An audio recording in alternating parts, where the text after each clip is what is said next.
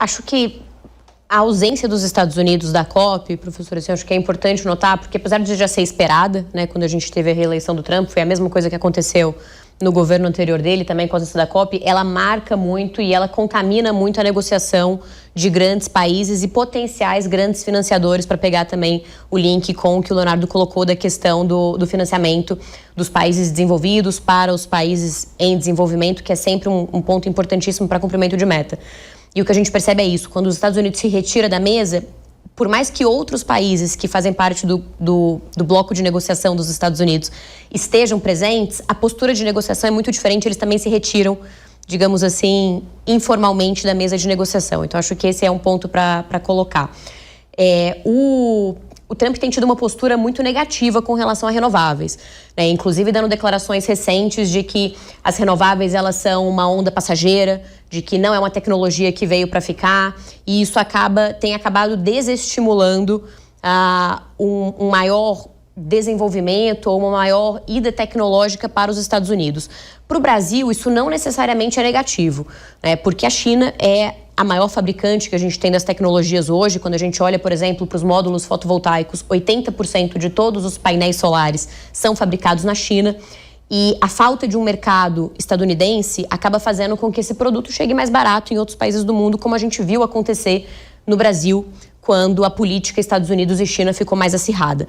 Então, acho que isso tem um efeito colateral que é benéfico, apesar de não ser um efeito do remédio que a gente gostaria de ter.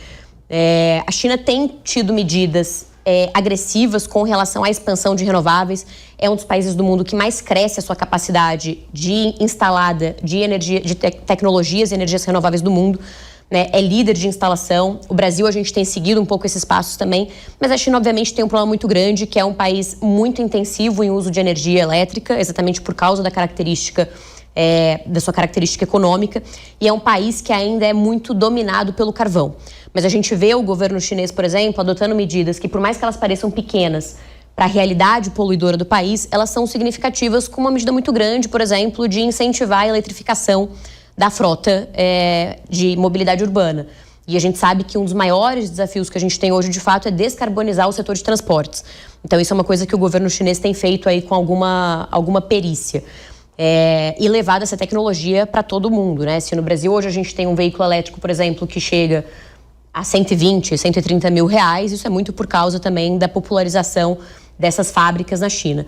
Acho que só para complementar um pouco a pergunta sobre o otimismo da COP, acho que uma coisa que me deixa otimista nessa COP em relação às anteriores, e eu tive a oportunidade de frequentar 9 ou 10 COPs já, é o papel do setor privado.